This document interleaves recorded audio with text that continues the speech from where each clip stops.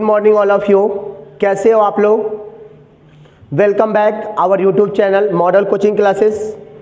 बेटा आज हम लोग जो पढ़ने वाले हैं ये फिजिक्स 12th होगा एनसीईआरटी में। ये सीबीएसई और स्टेट बोर्ड दोनों में आपको मिलेगा। अल्टरनेटिंग करंट मिलेगा, इसको हिंदी में मैंने थोड़ा सा लिख दिया है प्रत्यावर्ती धारा, ठीक है ना। आज हम लोग जो पढ़ने वाले हैं मैंने इसके पहले प्रीवियस लेक्चर को बताया है। जो लोग अल्टरनेटिंग करंट के मैक्सिमम चीज़ों को अच्छे से कंसेप्ट करना चाहते हो वो हमारे प्रीवियस लेक्चर को जाके देखो, और आप जैसे ही हम डिस्क्रिप्शन में इसको भी डाल देंगे तो आप प्रीवियस लेक्चर को अच्छे से कंसेप्ट कर लेना। बेटा आज हम लोग पढ़ने वाले हैं AC circuit containing resistance and capacitance. इसको शॉर्ट में एलसी सर्किट बोलते हैं। क्या बोलते हैं? एलसी सर्किट बोलते हैं। आज हम लोग जो पढ़ने वाले हैं एसी पर जिसमें प्रेरकत्व और धारिता दोनों जुड़े हों। आज प्रेरकत्व भी जुड़ा होगा और धारिता भी जुड़ी होगी। देखो बेटा ये डायग्राम जो होता है, ये जो इंडिकेशन होता है एसी वोल्टेज सोर्स है। ये क्या है? एसी वोल्टेज सोर्स है। जब भी हम किसी सर्किट में जोड़ेंगे तो एक अपने को इक्वेशन ऑलवेज ऑब्टेन्ड होगा, V = V0 sin omega t। जैसे हम किसी परिपथ में जब एसी वोल्टेज स्रोत को जोड़ते हैं तो एक समीकरण मिलता है जिसको आप V = V0 sin omega t बोलते हो। देखो इसमें L जुड़ा है, मतलब रेसिस्टेंस जुड़ा है, तो इसको आप इसके वोल्टेज को VR बोलोगे। कैपेसिटेंस जुड़ा है तो इसके वोल्टेज को VC बोलोगे। आइए देखते हैं इसको हम कैसे डिफाइन करेंगे, कैसे हम किसी से बताएंगे। हम लोग क्या बोलेंगे, डिफाइन कैसे बोलेंगे यहाँ पे,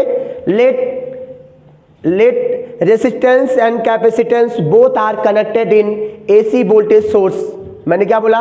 let resistance and capacitance are connected in AC voltage source in series, then AC voltage source represented by given equation. क्या हो जाएगा? Then AC voltage source represented by given equation. इसको थोड़ा अच्छे से कंसेप्ट करते हैं। देखो बेटा मैंने अपने को क्या बोला कि जैसे हम लोग वर्डिंग में कैसे लिखेंगे, let resistance and capacitance are connected in series AC voltage source, then AC voltage source is represented by given equation. इसको हिंदी में बोलोगे तो मानाचित्रानुसार क्या बोलोगे? मानाचित्रानुसार प्रतिरोध और धारिता दोनों किसी एसी वोल्टेज स्रोत के साथ श्रेणी क्रम में जुड़े हैं तो एसी वोल्टेज स्रोत को निम्न समीकरण द्वारा व्यक्त करते हैं, या निम्न समीकरण द्वारा व्यक्त किया जाएगा। अच्छा बताओ, जैसे लिखोगे तो अपना समीकरण क्या आएगा? V = V0 sin omega t। बेटा मैं एक चीज आपको बता दूं कि जब किसी भी सर्किट के साथ कोई भी एसी वोल्टेज होगा ना तो ऑलवेज उसका equation V = V0 sin omega t होगा। अब एक बात बताइए, इफ, अब वर्डिंग अपने से लिखना है कैसे, if I current flow through the resistance R, या if I current flow through the circuit R, if I current flow through the circuit, यदि परिपथ में आई धारा प्रवाहित होती हो तो बताओ अकॉर्डिंग टू ओम्स लॉ, बताओ कितना हो जाएगा? Potential difference across the resistance, potential difference across the resistance across the R कितना हो जाएगा?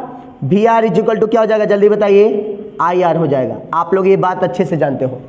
बताओ यदि परिपथ में आई धारा प्रवाहित हो रही हो तो परिपथ के सिरों पे आरोपित विभवांतर, परिपथ में कितना विभवांतर आरोपित होगा? R = VR = IR according to Ohm's law. अब सिमिलरली आप लोग बताइए, आपसे कोई पूछेगा potential difference across the C, capacitor होगा लेकिन अक्रॉस द C, तो क्या हो जाएगा बताओ? VC = क्या हो जाएगा? करंट तो इसमें भी देखो सर्किट में करंट आ जा रहा है तो इसमें भी करंट जाएगा, लेकिन इसके करंट को हम लोग इसके रेसिस्टेंस को बोलते हैं, कैपेसिटेंस के रेसिस्टेंस को क्या बोलते हैं? कैपेसिटिव रिएक्टेंस बोलते हैं। क्या बोलते हैं? Capacitive reactance. और बताओ जहाँ पे क्या होता है? XC = क्या होता है? जब बताओ XC की वैल्यू क्या होता है? 1/ωc होता है। क्या होता है? XC = क्या होता है? 1/ωc। XC क्या है? कैपेसिटिव रिएक्टेंस है। क्या है? कैपेसिटिव रिएक्टेंस है। बताओ आपसे जब कोई पूछेगा कि धारिता के सिरों पे आरोपित विभवांतर तो VC = IXC, क्यों? क्योंकि ओम्स लॉ क्या होता है, V equal to I R होता है। तो इसका करंट तो आई हो गया और इसका रेसिस्टेंस को बोलते हैं क्या, कैपेसिटिव रिएक्टेंस, इसको XC बोलते हैं और XC इक्वल टू 1/ωc होता है। ये मैंने प्रूव किया हुआ है, आप जाके देख सकते हो। इसको इक्वेशन आपने सेकेंड मान लिया, इसको इक्वेशन आपने क्या मान लिया, थर्ड मान लिया।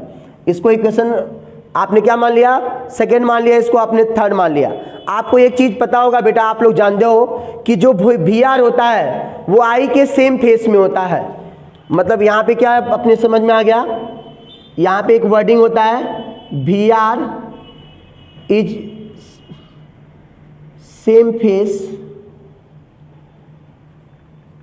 Of I and VC is या VC lakhs I by 90 degree. ठीक है ना। मतलब इसको बताओ आप इसको कैसे, आप से बोला जाएगा तो आप इसको कैसे ग्राफ बनाओगे। देखो इधर अपना ये एक्स एक्सिस में करंट होता है, तो इधर करंट हो गया और जहाँ पे करंट होगा वहीं पे VR भी होता है और जो VC होता है उससे 90 डिग्री क्या होता है, 90 डिग्री होता है। तो BC कहीं पे इधर हो जाएगा, ठीक है ना। ये R हो गया और ये BC हो गया, दोनों के बीच का यदि फेज डिफरेंस हम लोग मान लें तो ये बताओ ये कितना बनेगा, ये बताओ। ये रिजल्टेंट देखो, ये VR और BC का रिजल्टेंट वोल्टेज B हो गया और मान लो कितना फेज बन रहा है इनके बीच में, I और B के बीच का फेज डिफरेंस कितना है, फाई है। वोल्टेज और करंट के बीच का कलांतर कितना है, यदि फाई होगा। यदि इसको हम लोग आपको समझाने के लिए O मान लें, इसको A मान लें, इसको B मान लें, इसको हम लोग क्या मान लें, पॉइंट C मान लें, ठीक है ना। तो आप समझ गए होंगे कि जो VR होता है I के सेम फेस में होता है। मतलब जो VR होता है, धारा I, VR और धारा I सेम फेस में होते हैं और जो VC होता है वो करंट I से क्या होता है, 90 डिग्री लैग्स होता है, मतलब 90 डिग्री पीछे चलता है। जो ये वोल्टेज VC होता है ये धारा I से क्या होता है, 90 डिग्री पीछे चलता है। तो 90 डिग्री पीछे चलता है तो ये निगेटिव हो जाएगा ना। और यदि 90 डिग्री क्या होता है, 90 डिग्री अहेड होता तो ये अपवर्ड डायरेक्शन में ग्राफ बनता। ये ग्राफ को अच्छे से समझना। अब एक बात बताइए बेटा, मैंने आपसे बोल दिया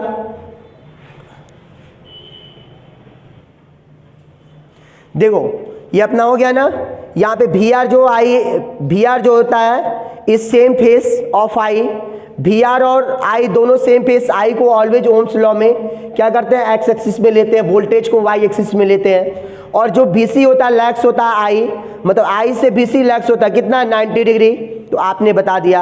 अब देखो एक बताओ, इफ रिजल्टेंट वोल्टेज मान लो, सर्किट का रिजल्टेंट वोल्टेज क्या हो गया, मैंने एज्यूम कर लिया इस सर्किट का रिजल्टेंट वोल्टेज क्या हो गया, V हो गया, मैंने एज्यूम कर लिया।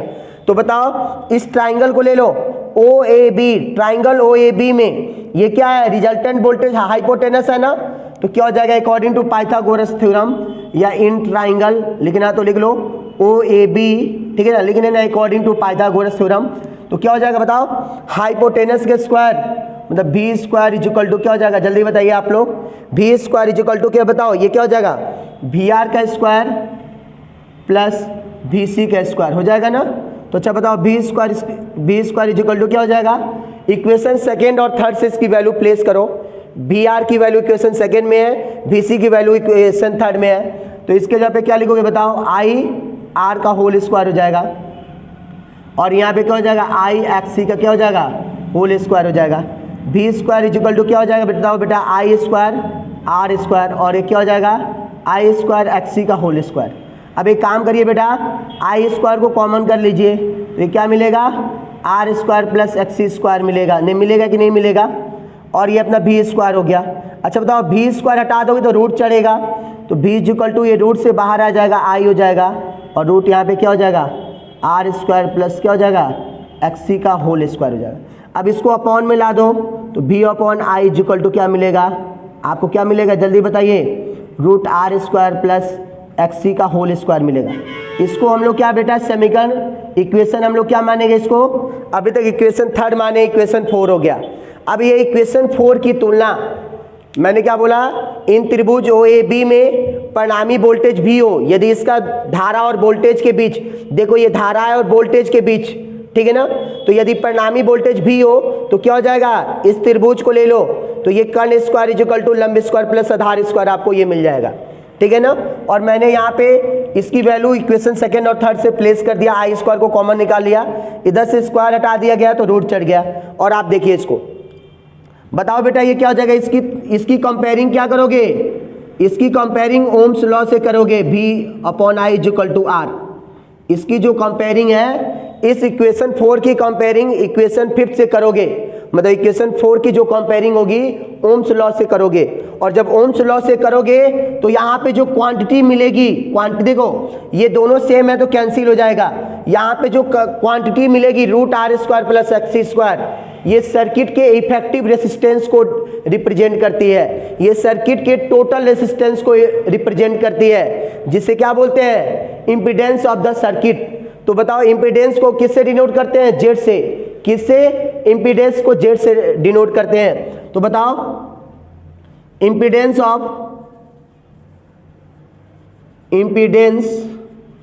ऑफ एलसी सर्किट कितना हो जाएगा, इंपीडेंस ऑफ एलसी सर्किट जब निकालोगे इसको जेड बोलते हैं। तो जेड इज इक्वल टू, देखो मैंने इसको कंपेयरिंग किया, कट गया तो ये रेसिस्टेंस के जगह, इफेक्टिव रेसिस्टेंस के जगह पे क्या मिल गया, ये क्वांटिटी जो √R square plus XC square मिलती है, इसी को आप क्या बोलते हो बेटा, R स्क्वायर प्लस XC का होल स्क्वायर जो आपको ये मिलता है, इसी को बोलते हो, क्या बोलते हो, impedance of the LC circuit. किसका, impedance of the, sorry RC circuit है बेटा, ये RC सर्किट, ठीक है ना। अच्छा बताओ, आप जानते हो अभी मैंने आपको समझाया था कि आप लोग जेड के जगह पे क्या लिख सकते हो, R स्क्वायर, और इसके जगह पे XL के जगह पे क्या होता है 1/ωL, तो ओमेगा स्क्वायर और C स्क्वायर भी, ये भी कई जगह डेरिवेशन है, ये दोनों एक ही चीज़ है। इसको इक्वेशन आप क्या मान लो, 6 मान लो। क्या मान लो, इक्वेशन जो 6 है ये एलसी सर्किट के इम्पीडेंस को रिप्रेजेंट कर रहा है। क्या कर रहा है, एलसी सर्किट के इम्पीडेंस को रिप्रेजेंट कर रहा है। अब हम लोग क्या करेंगे, हम लोग इसके बाद निकालते हैं क्या, phase difference, phase difference, phase difference, ठीक है ना, between voltage and current, voltage and current. हम लोग धारा, विभवांतर और धारा के बीच हम लोग क्या निकाल रहे हैं, कलांतर, विभवांतर और धारा के बीच का कलांतर। अच्छा देखो, वोल्टेज और करंट के बीच का फेज डिफरेंस कितना है, फाई है ना, तो हम लोग यहाँ पे क्या लेते हैं, tan फाई ले लेते हैं। क्या लेते हैं, tan फाई। तो tan theta is equal to क्या होता है, tan theta is equal to क्या होता है, आप सभी लोग जानते हो क्या होता है, परपेंडिकुलर अपॉन बेस। क्या होता है, परपेंडिकुलर अपॉन बेस। तो क्या होता है, परपेंडिकुलर क्या हो गया ये, और ये VC हो जाएगा, क्या हो जाएगा, VC, और बेस क्या हो जाएगा, VR हो जाएगा। अब एक बात बताओ, आप tan phi is equal to क्या निकालोगे बेटा, VC की वैल्यू क्या है, देख लो यहाँ से, VC आप लोग निकाले हो, IXC निकाले हो, कितना निकाले हो, I और XC निकाले हो, और VR कितना निकाले हो, IR निकाले हो।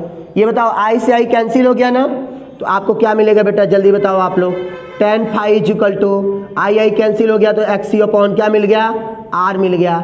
यदि आप थोड़ा और समझने के लिए हो तो tan phi is equal to, अच्छा बताओ, XC बराबर क्या होता है, 1/ωc होता है, अपॉन R हो गया, तो ये अपॉन नीचे चला आएगा, तो tan phi is equal to आपसे कोई पूछेगा तो 1/ क्या हो जाएगा, ωRC हो जाएगा, और ये tan उधर जाएगा तो फाई इज इक्वल टू क्या आ जाएगा, tan इनवर्स, क्या हो जाएगा, tan इनवर्स क्या हो जाएगा, 1/ωRC हो जाएगा। क्या हो जाएगा, ωRC हो जाएगा।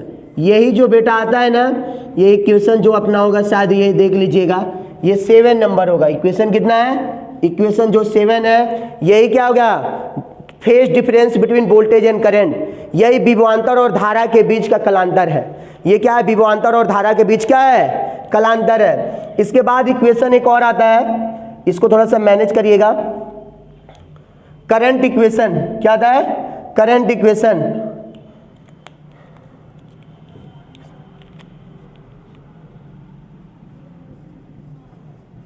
करंट इक्वेशन, इक्वेशन यहाँ पे देख रहे हो बेटा, यहाँ पे देखो, इस चीज के यहाँ से हम करंट इक्वेशन को लेते हैं। यहाँ पे देख रहे हो, यहाँ पे अपने पास जो करंट ये है और वोल्टेज ये है, देख रहे हो, तो ये वोल्टेज निगेटिव डायरेक्शन में जा रहा है ना, तो करंट उससे क्या हो रहा है, करंट उससे अहेड है, करंट जो है वोल्टेज से अहेड है। तो जो करंट का इक्वेशन होगा I equal to I0 sign क्या हो जाएगा ओमेगा टी प्लस फाइव हो जाएगा, क्या हो जाएगा I equal to I0 sine omega t plus five हो जाएगा। और ये इक्वेशन क्या बन जाएगा 8 नंबर बन जाएगा। यही क्या हो गया वोल्टेज और करंट के बीच का क्या हो गया इक्वेशन हो गया। आप इसको थोड़ा सा हम लोग और डिटेल में समझते हैं और आपको समझाने की कोशिश करते हैं कि इसको हम और क्लियरली हम लोग अंडरस्टैंड कर सकें। अच्छा एक बात बताओ, यहाँ पे चाहो तो आप फाई की वैल्यू भी रख सकते हो, फाई के जगह पे हम चाहें तो क्या हो जाएगा I0 sine omega t plus tan inverse 1 upon omega RC चाहो तो लिख सकते हो। This is the required equation of the current. यही क्या हो गया धारा का क्या हो गया, धारा के लिए व्यंजक हो गया, यही धारा का क्या हो जाएगा व्यंजक हो गया। अच्छा मैंने आपको बहुत अच्छे से समझाया था, बताओ I0 क्या हो जाएगा, I0 क्या है बताओ, पीक वैल्यू ऑफ AC है, पीक वैल्यू ऑफ AC है, AC का शिखर मान है, क्या है AC का शिखर मान है। तो ओम्स लॉ के इक्वल I0 इक्वल टू क्या होता है I0, देख लो यहाँ से ध्यान से, यहाँ से यदि I निकालोगे तो V अपॉन R हो जाएगा। तो यहाँ पे V अपॉन क्या हो जाएगा वोल्टेज तो V हो जाएगा और R के जगह पे यहाँ पे Z हो जाता है, क्या हो जाता है मतलब यहाँ पे Z हो जाएगा। तो यहाँ पे क्या हो जाएगा I0 इक्वल टू क्या हो जाएगा V अपॉन R हो जाएगा। अब यहाँ पे चाहोगे तो क्या लिख लोगे I0 equal to V0 upon R हो जाएगा, या I0 इक्वल टू लिखोगे तो V0। और देख लो बेटा Z की value impedance of the LC circuit, impedance of the RC circuit क्या निकाले हो आपने, रूट क्या निकाला है R स्क्वायर प्लस क्या हो जाएगा XC का होल स्क्वायर हो जाएगा, या I0 इक्वल टू क्या हो जाएगा जल्दी बताओ V0 अपॉन रूट क्या लिख सकते हो R square plus 1 upon omega RC का क्या हो जाएगा होल स्क्वायर। ये दोनों जो इक्वेशन है बेटा ये क्या है पिक वैल्यू ऑफ AC के लिए क्या है, AC के पिक वैल्यू के लिए क्या है रिक्वायर्ड फार्मूला है। मुझे लगता है कि आपको चीज़ें बहुत क्लियरिटी हो गई हैं। यदि कोई भी आपको प्रॉब्लम्स हो, यदि कोई भी चीज़ें आपको समझ में नहीं आ रही हो तो आप हमें बताइए, ठीक है ना। मैंने क्या किया बताओ I0 मैंने क्या बताया था पिक वैल्यू ऑफ AC हो गया, I0 equal to Ohm's law से I इक्वल टू क्या होता है V अपॉन R। तो I0 equal to V upon R के जगह पे यहाँ पे सर्किट के जो इफेक्टिव रेसिस्टेंस होता है, टोटल रेसिस्टेंस होता है, उसको इम्पीडेंस बोलते हैं। तो R के जगह पे यहाँ पे Z आ जाएगा, क्योंकि देख रहे हो इसी R के जगह पे इस वैल्यू के जगह पे मैंने Z रखा था, तो यहाँ पे रेजिस्टेंस के जगह पे Z आ जाएगा। और I0 V0 और इस Z की वैल्यू देखो बेटा हम लोगों ने root R square plus XC का होल स्क्वायर निकाला था, या I0 इक्वल टू V0 और root R square plus 1 upon omega RC का होल स्क्वायर आएगा। ये जो formula this is the required formula for peak value of AC, यही AC के शिखर मान के लिए व्यंजक है। देखो अपने से जब पेपर में पूछता है ना बेटा LCR सर्किट के बारे में तो यही चीज पूछता है, अपने को रिजल्टेंट वोल्टेज पूछता है, परिणामी वोल्टेज बताओ, impedance of the RC circuit पूछता है, RC सर्किट का प्रतिबाधा बताओ, ठीक है ना। और फिर क्या पूछता है phase difference between voltage and current, voltage और मतलब वोल्टेज और धारा के बीच का क्या निकालो कलांतर बताओ। तो वोल्टेज और धारा के बीच का जो कलांतर होता है phase difference between voltage and current, ये होता है this is the required formula for phase difference between voltage and current. फिर अपने क्या होता है I equal to I0 sine omega t, ये अपने क्या हो गया इक्वेशन हो गया किसका करंट इक्वेशन हो गया। क्यों हो गया बेटा कैसे देख रहे हैं, ये जो करंट है देखो एक्स एक्सिस के डायरेक्शन पॉजिटिव डायरेक्शन में जा रहा है और जो वोल्टेज है ये निगेटिव डायरेक्शन में जा रहा है। मतलब वोल्टेज जो है यहाँ पे जो करंट है अहेड द वोल्टेज, करंट क्या है अहेड द वोल्टेज, या जो करंट है ये लीड दे रहा है वोल्टेज को, करंट कर रहा है वोल्टेज को लीड दे रहा है। तो जब करंट आगे है तो यहाँ पे ओमेगा टी प्लस फाइव है, यदि करंट पीछे होता तो ओमेगा टी माइनस फाइव हो जाता। यदि करंट और वोल्टेज दोनों सेम फेस में होते हैं तो I equal to I0 sine omega t होगा। ये सारे चीज़ों को मैंने बहुत डिटेल में बताया इसके प्रीवियस लेक्चर्स में, आप लोग जाइए देखिए, यदि कोई भी डाउट हो तो हमें बताइएगा और हम देखते हैं अब नेक्स्ट में क्या होता है देखते हैं। देखो बेटा अब हम जस्ट इसके बाद आएंगे, जिस लेक्चर में आएंगे तो हम लोग आगे इसके पढ़ेंगे। हम लोग अब पढ़ेंगे क्या LC हो गया, हम लोग अब LR सर्किट पढ़ेंगे। हम लोग क्या पढ़ेंगे इसको, सॉरी एक चीज़ देखना बेटा ये बाय मिस्टेक ये शुरू में ही हो गया, ये RC सर्किट है, तो हमने यहाँ पे एल लिख दिया, ये आरसी सर्किट है, ठीक है ना।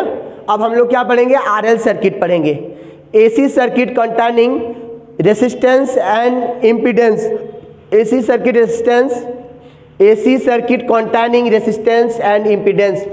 और इसको जब रेसिस्टेंस होगा तो इसको आर बोलेंगे, इम्पीडेंस को जो बोलते हैं हम लोग एल बोलते हैं। तो आरएल सर्किट पढ़ेंगे। इसके बाद आएंगे एसी सर्किट, जिसमें क्या होगा, जिसमें क्या हो जाएगा, जिसमें धारिता और प्रतिरोध, ठीक है ना, क्या हो जाएगा, धारिता और प्रतिरोध दोनों जुड़े हों। ये क्या है, प्रतिरोध और धारिता दोनों जुड़े हों। Thank you for watching my video और मिलते हैं हम लोग नेक्स्ट लेक्चर में। Bye, take.